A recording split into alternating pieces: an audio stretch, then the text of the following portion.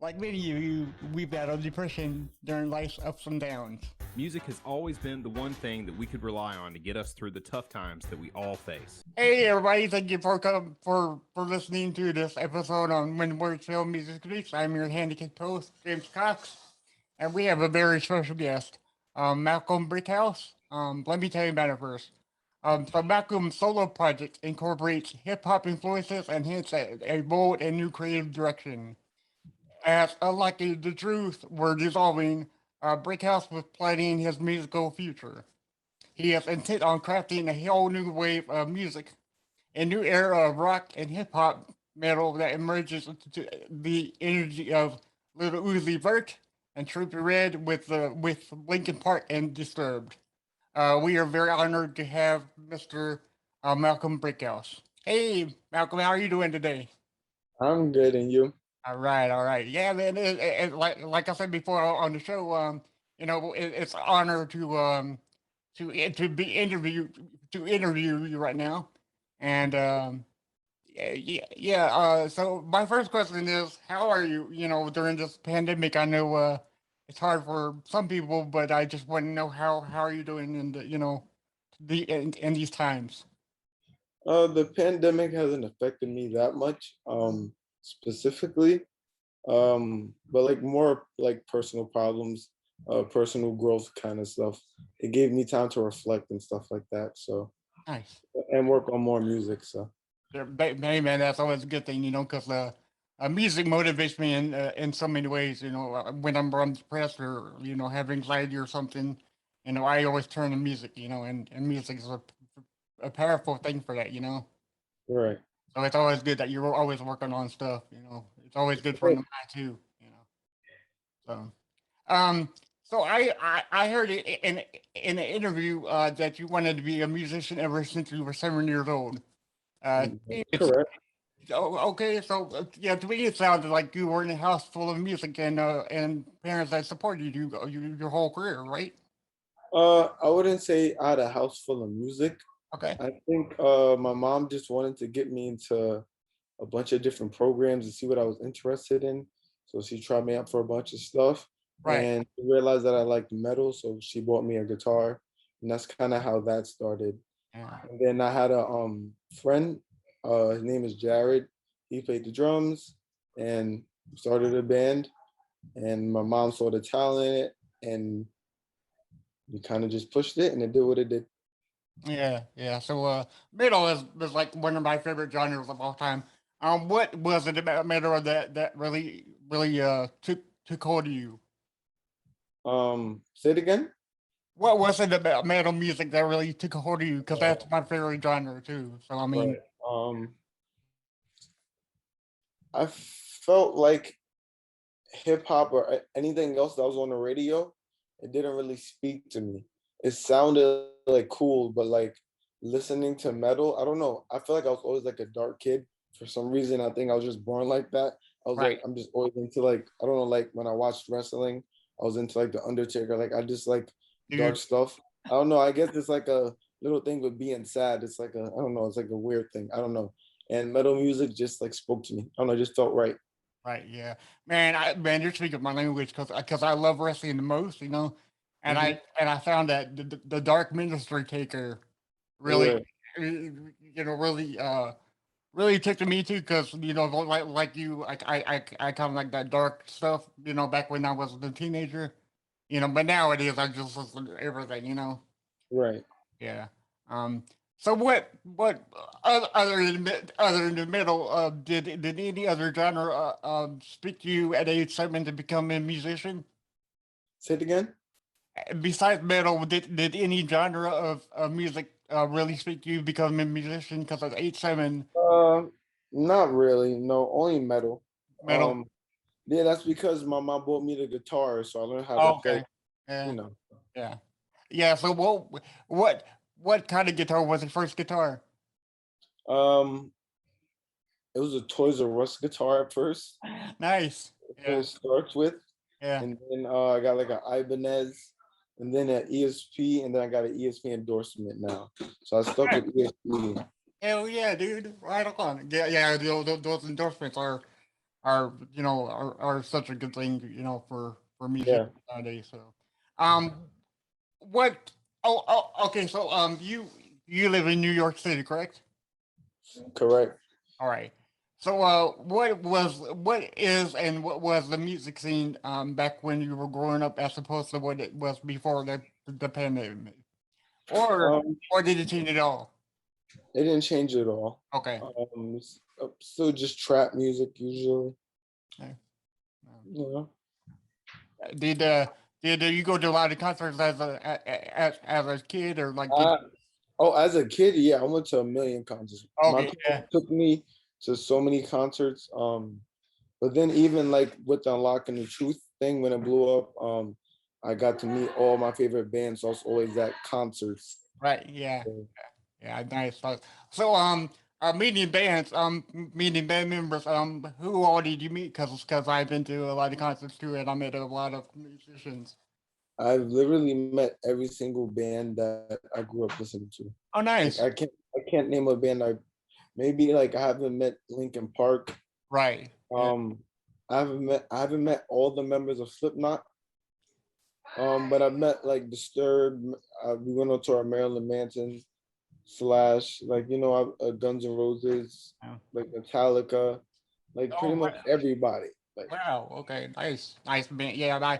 I, uh, I, I've been wanting to go to a Metallica concert like forever and day, and I just haven't went to.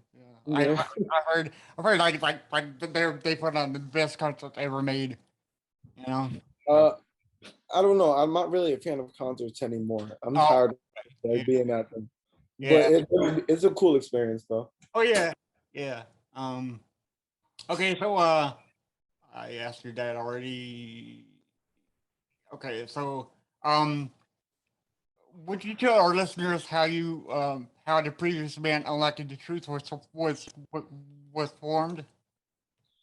Um, so I was playing the guitar and um a family friend they wanted me to have like friends because I'm like an only child. So they used to bring my friend Jared over and he played drums at church already. So I was listening to metal and I got him into metal too. And we just started, like playing band just like little kids would wrestle. Like it was just like for fun. Right. Um and then, one day my mom like heard a song we were making and she was like, "Is that your own song?" And it was, and she was like really impressed. So then she started taking it serious. And we had like a lead singer at that time, but he like it was for like a very short period of time. Right. Because then then we had the bassist, then we were in Times Square. But yeah, that's the beginning of how Unlocking the Truth started. Nice. Yeah. Well, yeah. I mean, that's perfect. Perfect. So listening to the album Chaos, it sounds to me like you were heavily inspired by metal. Right. Mostly Slipknot. Would that be the? Would That's that? cool. Okay. I don't know who I was trying to imitate at that time. Right. I listened to a whole lot of metal, and I felt like a lot of pressure to make heavy music. Mm. So like, um, I just made like the heaviest music I was comfortable with. Like I'm not into like extremely heavy music, but like I just wanted to make like a little scene and a little dent in the rock world, you Right. know? Yeah. Well, see the way that reminded me of Slipknot and the album Chaos was because of the double pedal of the bass. You know, Right. the, And our previous drummer, he's just a crazy drummer. Like right. he just like extra talented. And he's Like amazing. I, Yeah. I I think he was like the most talented at his instrument in the group. Oh wow. Yeah. Yeah. Well, see, man, the guitars were such a heavy sounding guitars too. So that instantly reminded me Yeah. of that too. You know. And I also have to give credit to Johnny K. That's the producer. He's Yeah. produced bands like Megadeth, Disturbed, Finger 11. So like he was a big part of the way it came out. Right. So Nice. Well, he did an excellent job. Just as you and uh you and your drummer. yeah. Yeah. Yeah. Okay. Okay. So mental health is so important nowadays. And it's a good thing to end on something sooner than later. I heard that the parents saying, parts of them got in the way of the ins and outs of the band. Would that be true, or was there another way, reason why why Unlocking the Truth disband? Um, personal differences. Okay. Oh, okay. Yeah. I think that's like the easiest way to put it. They're Right. just going their own directions, Right. growing up, different priorities, different experiences. Yeah. That's the best way I could put it. Nice. Okay. Well, yeah. Yeah. I mean, that's fair enough to say. Yeah, but I'm still friends with both of them. Nice. Okay. So like, there's no like bad blood. Right. There's no pure I, hatred. I just continue to want to do the metal part. Like I'm just passionate for that. So Right. Right. Oh, and I guess and I guess they weren't having to. I think they wanted, I don't know, more control. When you're in a band, you have to share a lot of, ideas, and I, Jared's in like LA right now, the old drummer, and he's like producing like hip hop beats and like, trying to manage artists, and that's like it fits him, Right. like, so like we left for a good reason, like, so Yeah.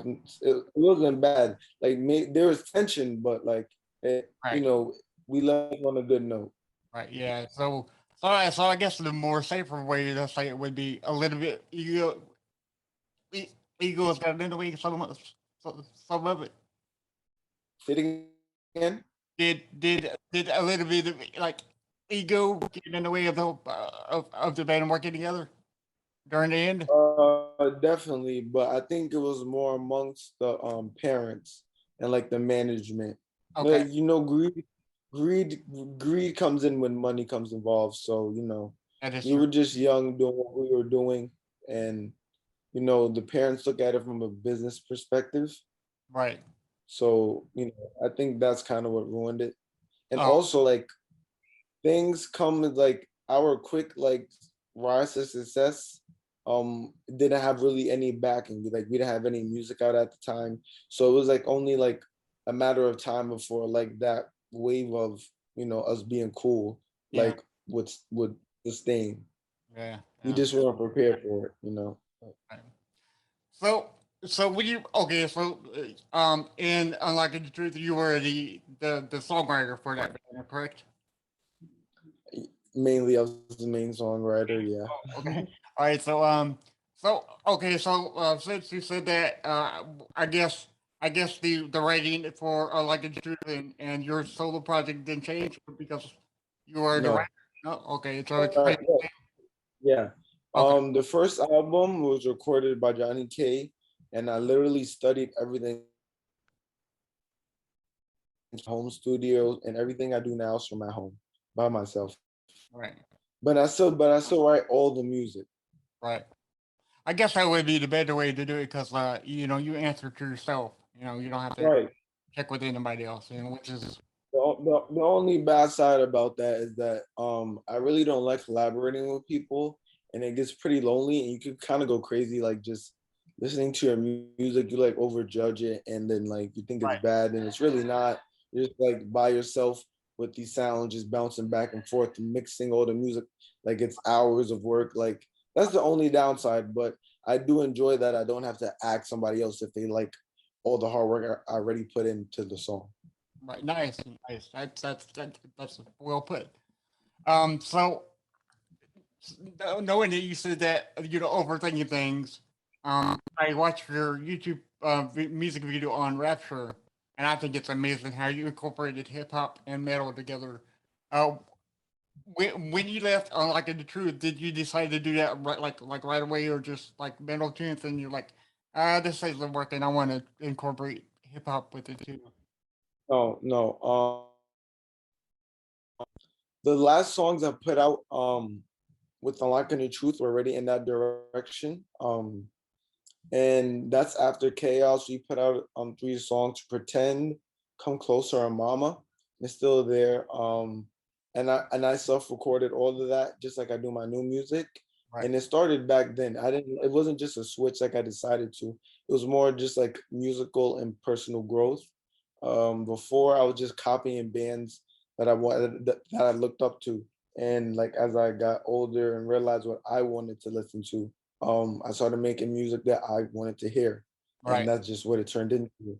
Rapture is just like I guess like over time what it turned into. Cause you could like listen to songs like Mama, that's from Unlocking the Truth, which is like one of our last songs. And I wrote all of it. And it still has like those similar influences. So Nice. so this sound is not new to me, it's new to the world. Right. Right. Which is right. Right. Okay. Cool. Cool. So I just got two more questions, and then Mal let you go here. Um. So you've released a total of 8 singles. Kinfolk, Baguettes, and Rebound Effect, with some other more in Right. 2020 of last year. Um. So are all of these songs going to be on the upcoming album, or is this too early to like? Those songs are not gonna be on Okay. EP. But I could literally put an EP together any day. I've been like, I have so much music from like 2017 until now. nice. I'm just really picky, Right. and like I had to take time for myself and like figure myself out. And I'm putting a new management team together right now, so I can't tell you like any new like near future EP, but like I definitely have other music coming. Right. So I guess all of those singles were like a taste to come, right? Say it again. So I guess all of those singles were like here's what's coming next, kind of deal. Right. Yeah. I just wanted to establish myself as a solo artist. Right. Right. And it's always good. Yeah. Show them the new direction I'm going for. Yeah. And that's a great direction, that I see is going for you. So one more question. I ask all my guests this. Um, Okay. is there any one song you can think of right now on the spot that you can listen to the song, but you can't tell like me or your mom or your dad how it makes you feel. It speaks out so much to you, you can't explain how it makes you feel. Yeah, yeah. So I like this rapper. His name is Lucky, and the song I would choose is Nigo. Okay, It's a very personal. It's my taste. Everybody might not like it, but it speaks to me. right, nice, and that's all that needs to be said. Because I know there's a lot of times in which I can't explain how it makes me feel, and so you just Right. said it perfectly, man. So Exactly. for all of our listeners, you can find Malcolm at on Instagram under Malcolm dot Brickhouse with the C's with the X's in place of the C's. Hmm. You can find him on Twitter under UTT Band, and I think you're on TikTok, right? Because I did see two accounts, but the I account. don't know. I don't know what's going on with TikTok. That's my Oh, management trying to force me to do TikTok, and I haven't agreed yet. So oh, okay. I So don't know. that's like your I don't know what's going on with okay. TikTok. Okay, yeah, because I saw two of them. I'm like, I don't. Okay, so I picked the one that I thought was actually Yeah, yeah, yeah. I don't have an official TikTok yet. okay. Uh, are are are you under Facebook or Yeah, any yeah, other? Okay, yeah. Malcolm Brickhouse with the X's. okay, yeah, cool, man. So we here at When Words Film Music Speaks. Thank you very much for coming on the show again, and I And hope you having come over next time. I mean, just Of course, just chat it up. Yep. Whenever you want. yes, sir. Thank you very much again. I appreciate your time. All right, You man. too. Thank All you. right, bye.